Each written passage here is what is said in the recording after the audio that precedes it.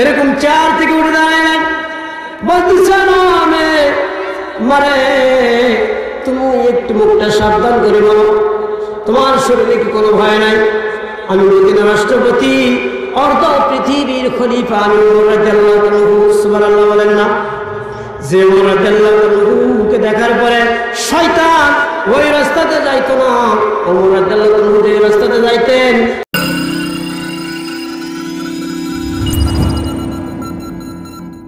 Riazul Islamic TV. সম্মানিত আজকের এই বরিশাল যুব সমাজ কর্তৃক আয়োজিত এই স্বতন্ত্র ইবতেদায়ী মাদ্রাসা মাঠ সংলগ্ন ঐতিহাসিক বিশাল তাফসীরুল কোরআন মাহফিলে আজকের অত্র এলাকার জ্ঞানী গুণমানী সম্মানিত সভাপতি সাহেব, সহসভাপতি সাহেব, প্রধান অতিথি, বিশেষ অতিথি, প্রধান বক্তা, দ্বিতীয় বক্তা সহ মঞ্চ উপবিষ্ট ওলামায়ে কেরামগণ, আমার সম্মুখে বসা আল্লাহ প্রেমিক, রাসূল প্রেমিক, বিভিন্ন গ্রাম থেকে আগত ইমানদার পরহেজগার মুসলমান ভাইরা, পর্দার আড়ালের পর্দা নিশে অবলা সরলামর মা ও বোনেরা, সকলের প্রতি আমার আন্তরিক সালাম। আসসালামু আলাইকুম ওয়া রাহমাতুল্লাহি ওয়া বারাকাতুহু।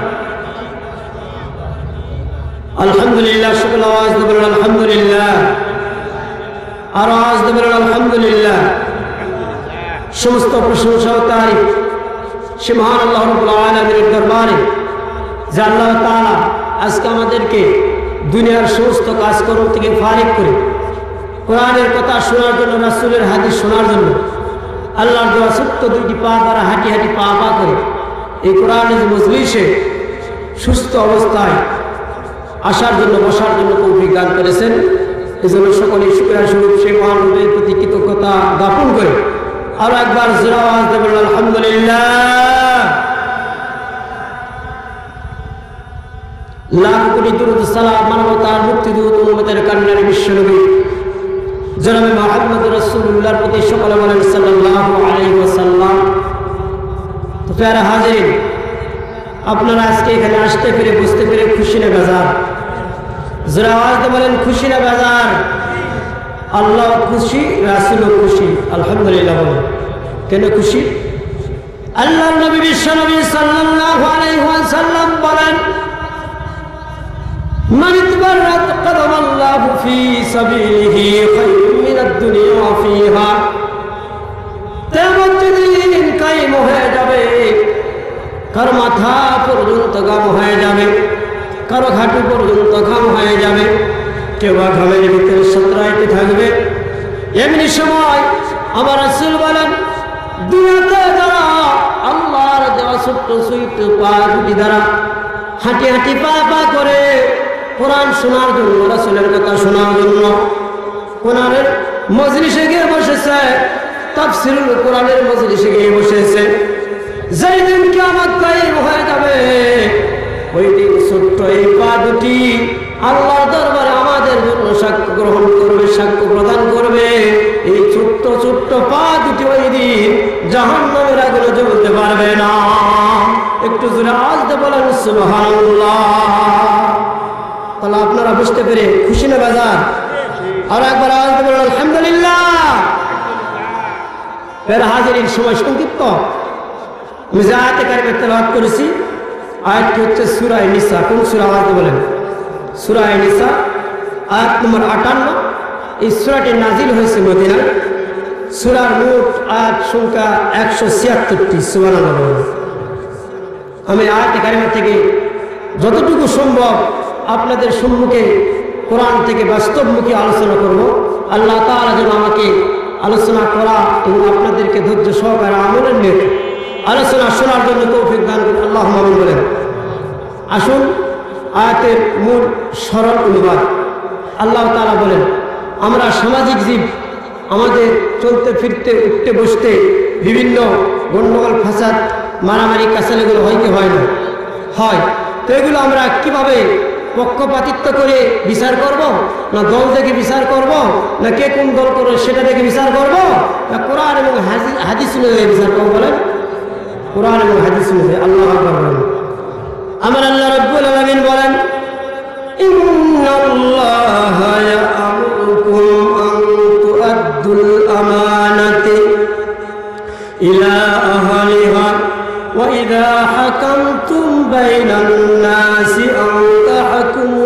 العدل إن الله نعم يعظكم به إن الله كان سميعا بصيرا الله أكبر আল্লাহ রাব্বুল আলামিন বলেন ও দুনিয়ার মানুষ তোমরা শুনে নাও আমি আল্লাহ রাব্বুল আলামিন বলতেছি আমরের সিগা ইন্নাল্লাহা নিশ্চয় আল্লাহ রাব্বুল আলামিন আদেশ করতেছেন ইয়ামুরকুম আন তুআদ্দুল আমানাতি ইলা আহলিহা যারা আমানতের হকদার যারা আমানতের হকদার আমানতের খেয়ালত না করে আমানতের সঠিক প্রাপ্যদের কাছে আমানতের হকগুলো পৌঁছে দাও এটা কার কথা এরপর আল্লাহ রাব্বুল আলামিন বলতেছেন ওয়াইদা হাকামতুম বাইনান নাসি ফাহকুমু আন তাহকুমু বিল আদল আল্লাহ রাব্বুল আলামিন বলেন যখন মানুষের মাঝে কোনো বিচার করবা ফয়সালা করবা কে কোন দল করে সেটা দেখবা না কে কোন জাতির সেটা দেখবা না সঠিক তোমরা আমার কুরআন অনুযায়ী আমার বিধান অনুযায়ী সঠিকভাবে তোমরা সঠিক বিচার ফয়সালা করবা সুবহানাল্লাহ ইন্নাল্লাহা নি'মা ইয়া'iদুকুম বি আল্লাহ তাআলা বলতেছেন আমি তোমাদেরকে সদুপদেশ প্রদান করতেছি ইন্নাল্লাহা নিশ্চয় আল্লাহ তাআলা কানা সামিআন বাসীরা আল্লাহ তাআলা আমরা যে কাজ করি যে কর্ম করি গোপনে করি আর প্রকাশ্যে করি সকল কিছু আল্লাহ তাআলা দেখেন যারা বলেন দেখেন কি দেখেন না এখন আসুন এই আয়াতের তাফসীর এই আয়াতের প্রেক্ষাপট এই আয়াত যে ঘটনাকে কেন্দ্র করে নাযিল হয়েছে এই ঘটনার উপরে আমি কিছুক্ষণ আলোচনা করব আল্লাহ তাআলা তৌফিক দান করুন আল্লাহ বলেন হযরত ওমর রাদিয়াল্লাহু তাআলা একজন ছেলে ছিলেন এই ছেলের নাম ছিলেন হযরত আবু শাহামা রাদিয়াল্লাহু তাআলা কি নাম বলেন তো আবু শাহামা একদিন হযরত ওমর রাদিয়াল্লাহু তাআলা মসজিদে নববীতে বসে আছেন এমন সময় সুন্দরী রূপবতী একজন যুবতী মেয়ে কোলে একটা ছোট্ট শিশু বাচ্চা এই বাচ্চাটা নিয়ে ওমর রাদিয়াল্লাহু তাআলার দরবারে হাজির হয়ে গেলেন যাওয়ার পরে ওমর রাদিয়াল্লাহু তাআলাকে সালাম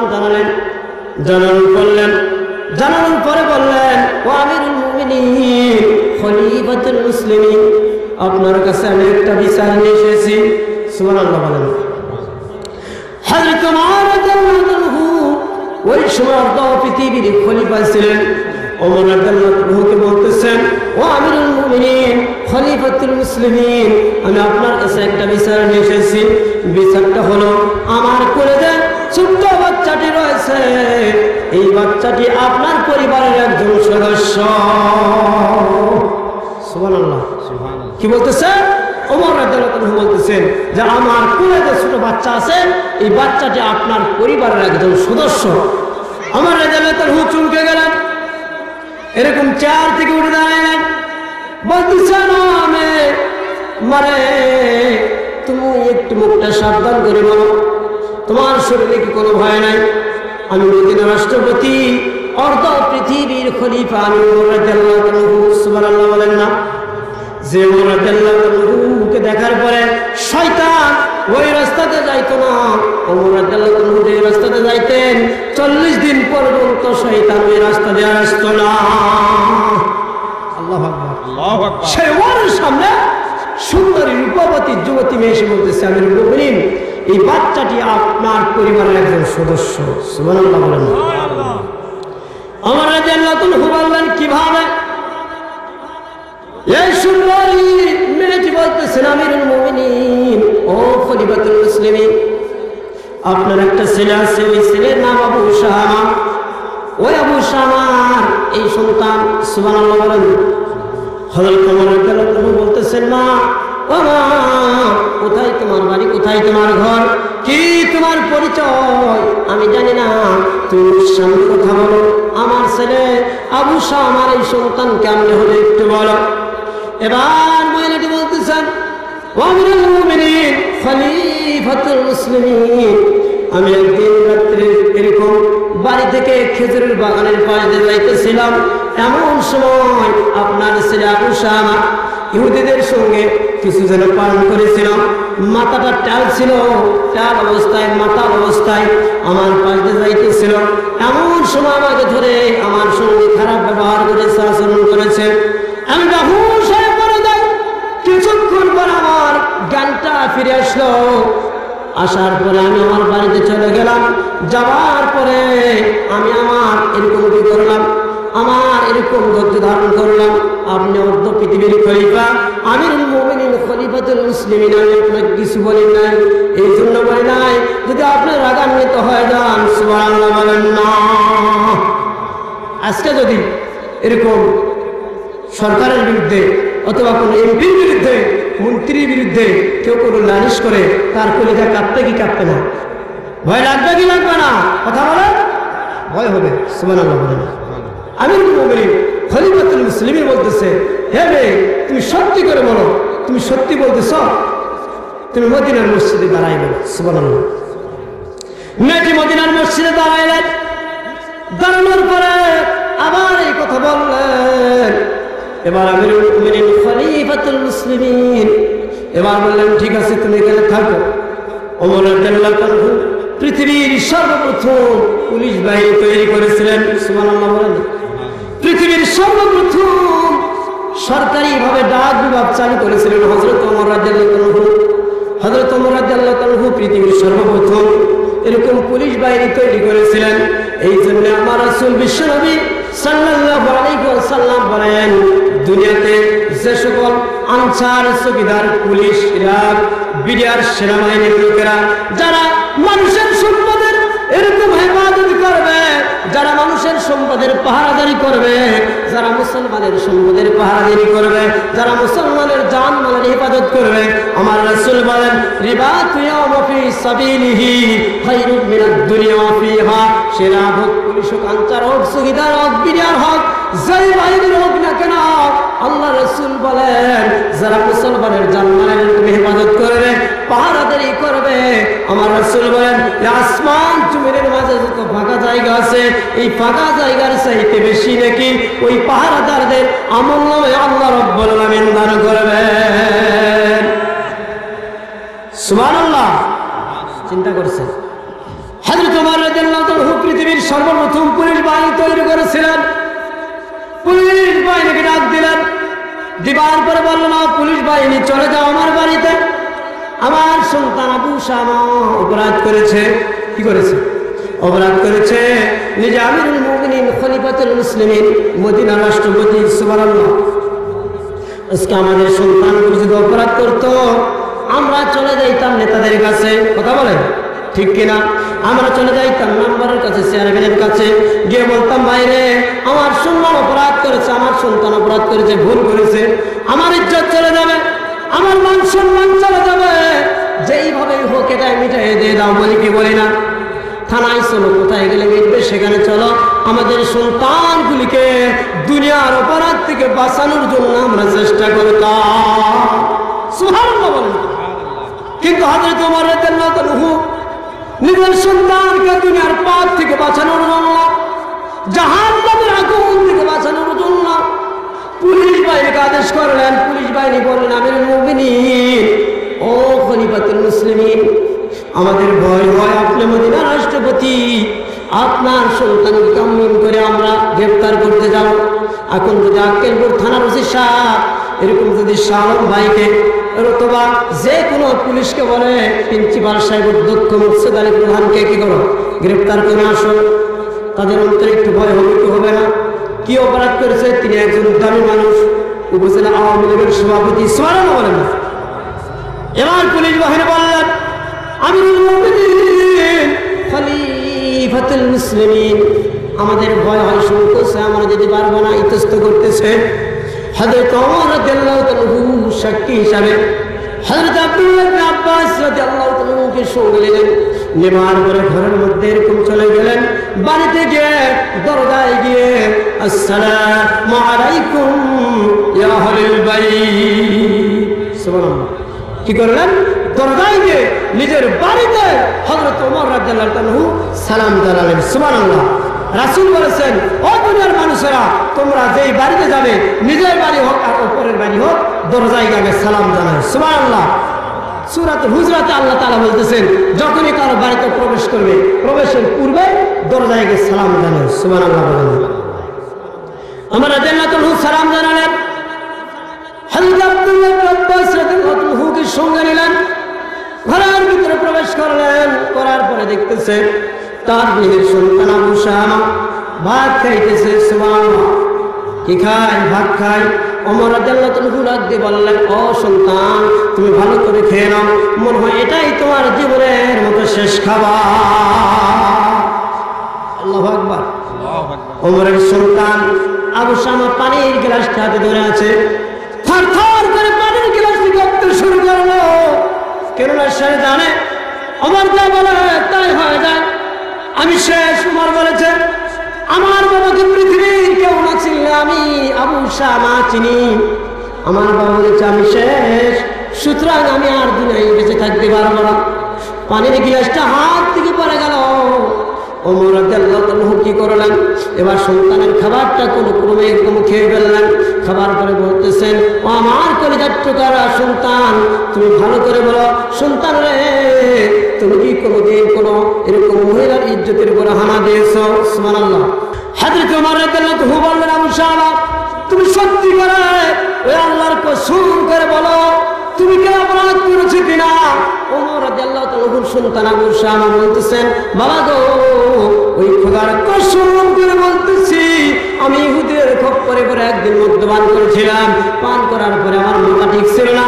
ওই দিন আমি তাদের সঙ্গে সঙ্গ দিতে গিয়ে আমার টাল মাতাল হয়ে গেছিল। আমি ওই দিন একজন মেয়ের সঙ্গে ব্যভিচার করেছি।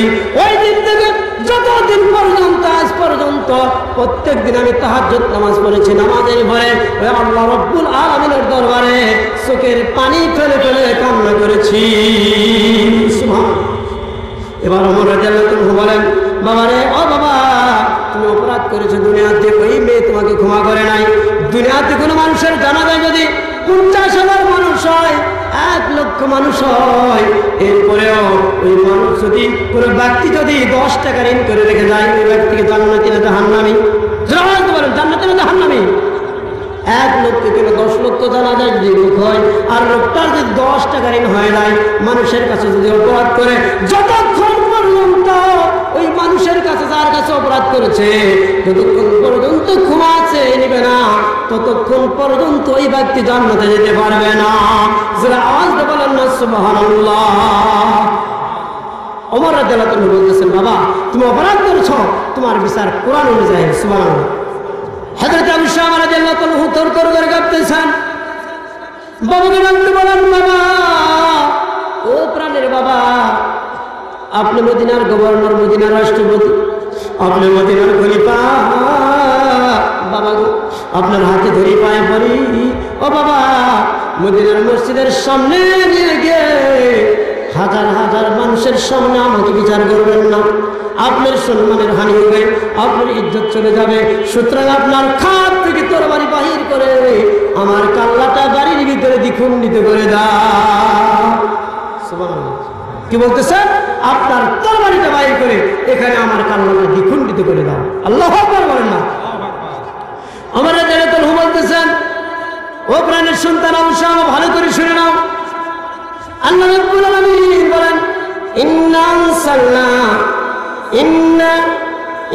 নাযালনা আলাইকাল কিতাবা লিতাহকুমু বাইনাকুম।